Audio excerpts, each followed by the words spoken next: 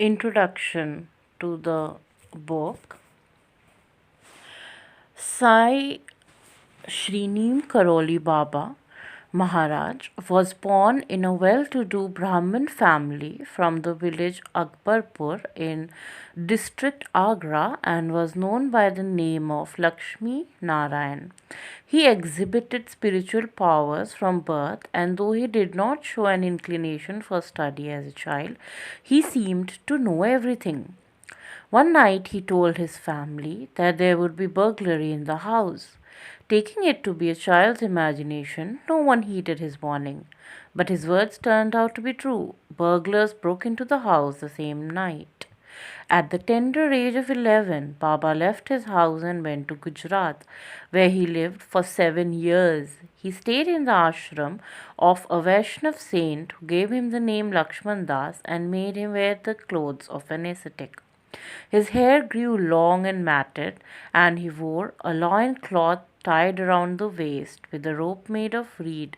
His sole possession was a kamandal, a pot made out of a gourd. He also stayed for some time at an ashram in Babania, a village outside the town of Morbi. There he practiced spiritual austerities, which included immersing himself in a lake for long periods. For Babania, Baba set off on a journey around the country. While traveling, he arrived at the village of Neep Karoli in the district of Farrukhabad and stopped to take rest. Baba's speech was divine, and although he had little contact with the villagers, whatever he told them came true. They became attached to him and beseeched him to stay. They built an underground cave for him in which he immersed himself in spiritual practices all day. No one saw him coming out even to attend the call of nature. He came out only in the darkness of the night. Later, the cave caved in, and a new cave, which still exists, was dug out about 200 meters from the old one on a neglected piece of land owned by a Brahmin named Govardhan. Baba had a Hanuman temple built on the roof of this cave, and on the way of consecration, he shaved his long matted hair and started wearing a long cotton dhoti instead of the loin cloth. After moving into the new cave, Baba started interacting more with the villagers. He developed friendly association with the younger people of his age group and often participated in their sports. He mingled with them so freely that it was not possible for them to be overawed by the peculiarities of his astonishing deeds. While playing hide and seek, he was able to locate any one of them instantly, wherever they might be hidden in the forest. But when his turn came, he became invisible and not to be found anywhere. While climbing trees in the forest, his pursuers would follow him one tree only to reach the top and see him sitting on another. No one saw him leaping from tree to tree. While swimming in the village pond, Baba would disappear under water and come out after a long time.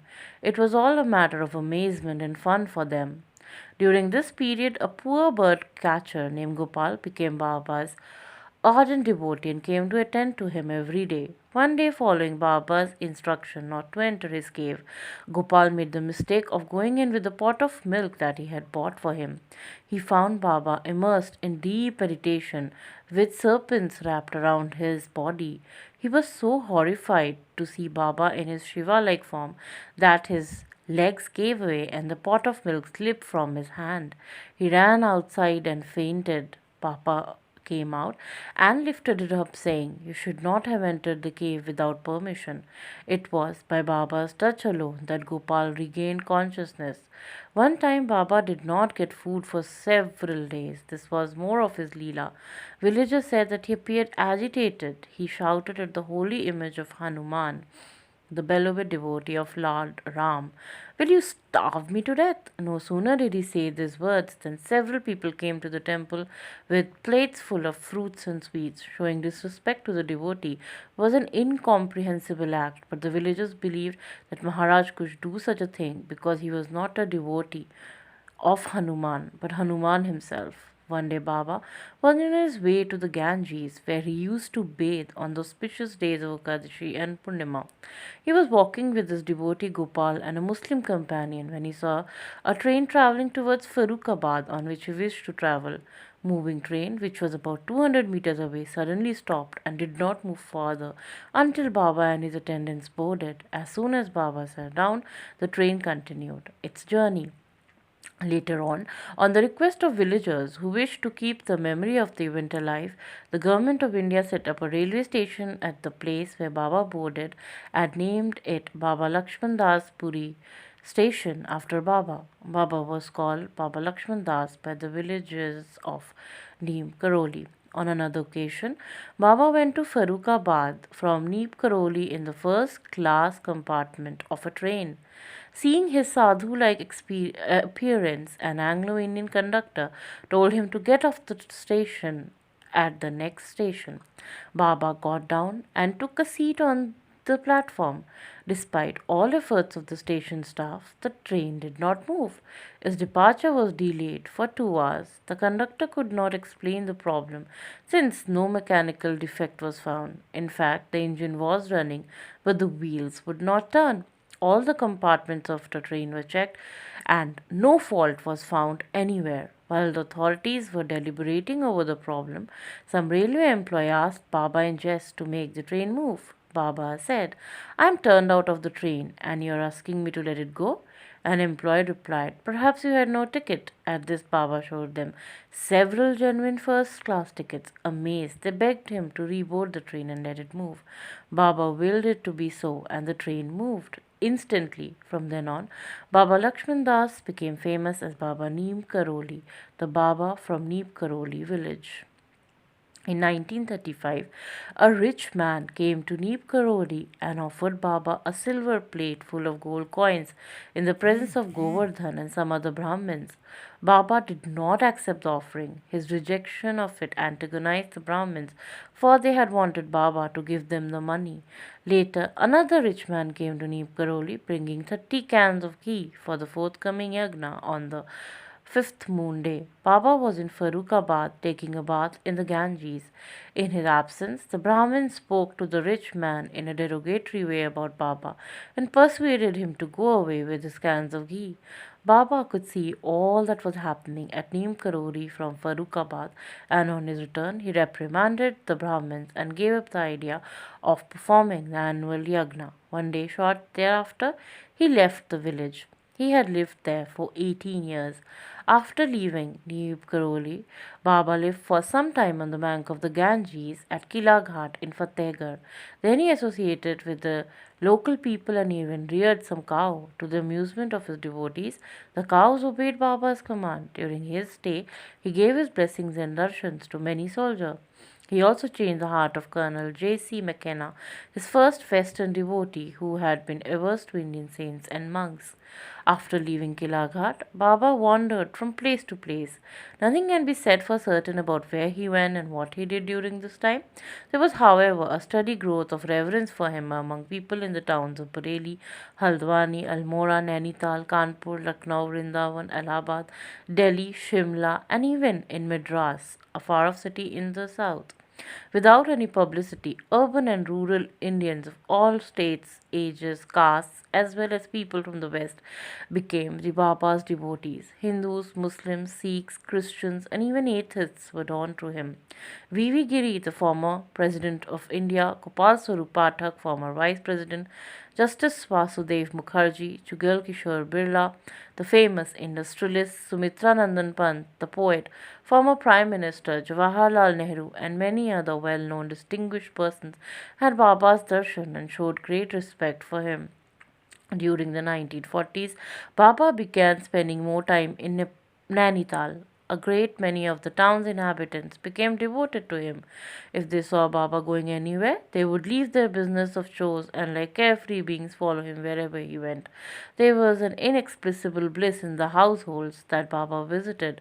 No effort was needed to find out where he was in the town at any particular moment because his presence could be felt by the spirit of joy and festivity pervading that place. He would occasionally stay in the house of his devotees, but he spent much of his time on the secluded Manora hillside along 2 kilometers outside of the town. Sometimes he would pass the nights on the roadside parapets, and householder devotees accustomed to domestic comforts would remain awake with him all night, night after night, and still attend to the usual routine during the day. Instead of feeling fatigued, they felt a new spirit of energy. In the early 1950s, Baba had his first temple, which he named Hanumangarh, constructed on the Manora hillside. Over the next 2 decades, he also built temples in some places, ashrams constructed in Bhumiadhar, Kachi, Kakrighat, Kanpur, Lucknow, Vrindavan, Shimla, Delhi, and other places. Baba valued the temples and ashrams, but he had no desire attachment to them. As soon as each temple was completed, he would turn its management over to a trust. Because of the social limitation faced by women in India, Baba made facilities available to them in the ashrams. Consequently, the women devotees adored Baba as their guru, father, brother, or son, according to their feelings. They participated in all the activities of the ashram and contributed greatly to the spirit of the service that Maharaj encouraged. Many visitors were fed every day in Baba's ashram and given packets of prasads to carry home for their families. The visiting ascetics were offered money and blankets as well as food. Baba would say, "If you do not empty the stock, how can it be replenished?" Just as the sun never seeks darkness, Baba never faced any shortage of anything. From the 1950s until his Mahasamadhi, Baba visited the temples and ashrams but never stayed in one place for long. Wherever he stayed, he lived simply and was always concerned about the welfare of others. Like a benevolent father, he shed his grace on all. He nurtured the concept of Vasudev Kutumbakam and would say that love blinds all other. His blood relation, along with countless others, merged with the worldwide family. Devotees only learned about Baba's relatives when his last rites were performed. Baba said, "The whole universe is our home, and all residing in it belong to our family. Every woman is a mother or sister, and every man a father or brother.